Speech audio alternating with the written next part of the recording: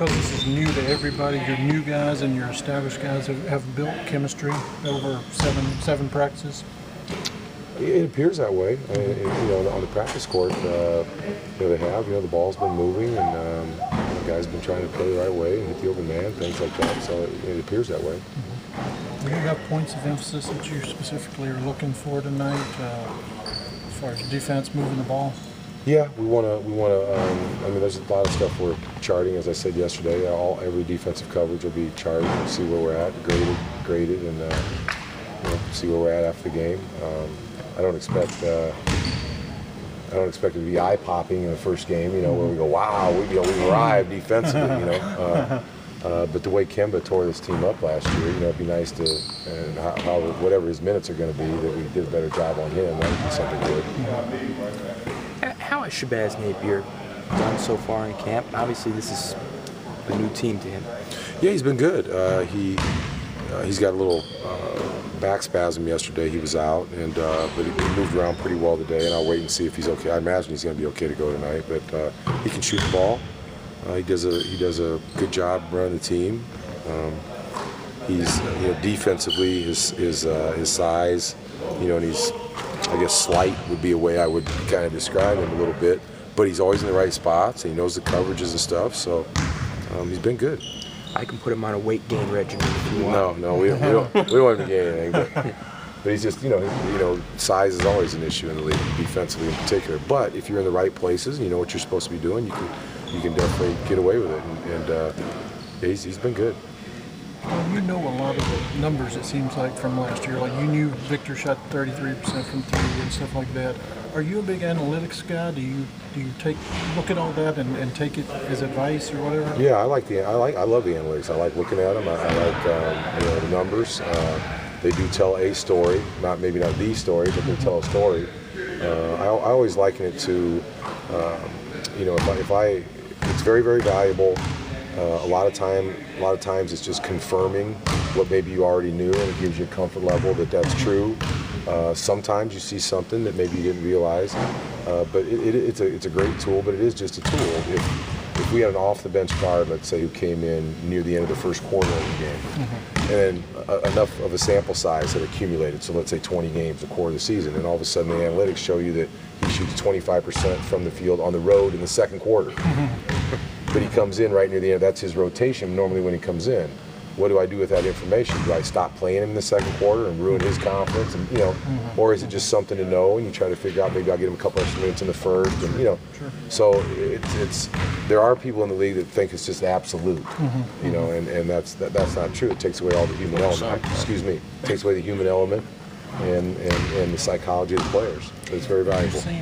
There's some old school coaches who don't embrace that, like they look down upon it, but that's something you've tried to embrace because it's a helpful tool, right? Yeah, I always have. Even when I first started coaching, in Europe, now we didn't have the ability to have as many analytics then, or even until recently. But I think it's a very valuable tool, and it's particularly valuable for us during the season and games, but also evaluate other teams, other players, things like that. When you look at defensive stats, what do you place more emphasis in field goal percentage defense or defensive rating? Both. I would say field goal percentage defense number one, and the other one 1A, right behind it. And typically they go kind of hand in hand anyway, but we want to be high in both of those for sure. But if I had to pick, I would take the defensive field goal percentage first, particularly for this team because it's been an area we've been so poor in. And if we start seeing a real uptick in that'll be a good sign. And then ultimately, our overall rating, I'm sure, will follow. I think in Summer League, the assistant coaches, one of the things that they were charting in-game were the number of swing passes. What are some of the areas that you guys chart in-game on the bench right there? Are you willing to disclose that? No, we chart a lot, but I don't want to get into all that. Other than we are always offensively, we are always looking at are we moving the ball? How many, are we moving it side to side? Or not only the passes, but what you said, the swing, the moving of the ball from side to side. Two guys could stand right next to each other, pass it back and forth for 12 passes, but the ball didn't move. So we're really cognizant of that and trying to stay on top of that. It's clear that how important that is to league offenses, everywhere. So we'd like to get a lot better at that. Sorry. Do you remember a specific play where Gooch got hurt? Or was it just an accumulation thing? And what did they tell I you saw as it far as and didn't see it. I was standing on the side over there. It happened on the other end. There was a bunch of bodies around. But he came out of it right away and grabbed his shoulder, but I didn't exactly see the point of contact. And then when I looked at it on tape, I couldn't find it either. No, but he's. I mean, if we had a Game 5 tonight and the series was tied 2-2, he'd probably be good to go. But there's no reason right now to risk him taking one more, hit on it and being out a couple weeks. Sure. Out of your healthy bodies, 15, 16 guys, should we expect to see all of them out on the court tonight, or do you want to keep it to a limited You might rotation? see all 15 play. Yeah, it's possible. Some of it we'll see how the game goes. I've got something in my head already, but a lot of times you have that plan in your head, and then foul trouble things just take you right out of it. So, but yeah, you might see everybody play. Do you want to put a cap on anyone's minutes, whether it be the starters or?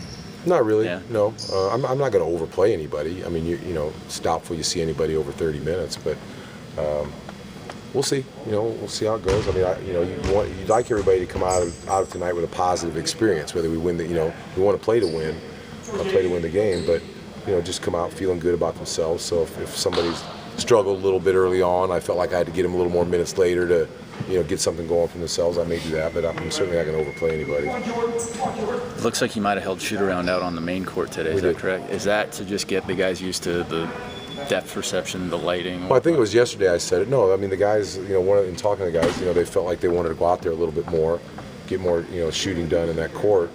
But they've also said it's been cold out there in the mornings sometimes. It was nice out there today. So, I mean, it's ice related, I suppose. But, we blocked it off so that, the opposing teams will have it at 10. So we have the option to have it here at 10 or out there at 11. And we might even do both some days. We might be in here for half of it and then go out and shoot for the other half. So we'll see how it goes. A little different than the O arena you played in, huh? Yeah. Yeah, a little different. A little different. Just a little. 3 times as Just a big. little. Yeah.